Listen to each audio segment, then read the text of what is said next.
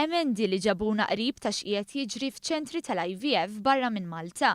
Hekk iddeskriva l-emendi fil-liġi tal-Ivf li għaddew mill-parlament it-tlieta fil-għaxija il-Ġinekologu Johann Craus.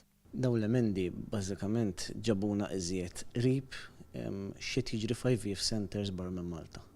Il-kunċett tal-freezing ilu jeżisti barra minn Malta. Malta daħal issa hija xi ħaġa li tobba bħal il-qegħdin jagħmlu l-IVF inħossu li hemm bżonna. Emendi li fost oħrajn se jgħinu lil nisa avvanzati fl-età jkollhom aktar possibilità li jsiru ġenituri. Il-Ġinekologu Johann Craus tkellem dwar din ir-realtà u kif hemm 57 mara tal fuq minn 40 sena li hemm possibilità li l-ħolma tagħhom issir realtà u jsiru ġenituri. Allura inti meta għandek mara li jekk irnexxielek ta' 40 sena ħadd l-argument 5 bajdiet u għandek ċans tiffertilizzhom kollha, ħajkun hemm qisu natural selection fejn inti l-aħħar l-embriju naħ tispiċċa bih f'idejk, forsi tikollok tnejn f'xi żlaki, għax tkun naqalaki, di ħajkollha ċans iżjed għal success fl-IVF tagħha.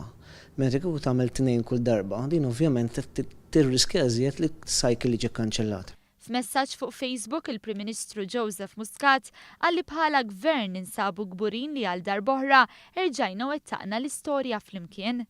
Dan wara li l-gvern ingħata l-mandat mill-poplu biex iwettaq liġi aktar moderna, aktar ibbażata fuq ix-xjenza biex tagħti opportunità lill aktar familji jiġu ffurmati.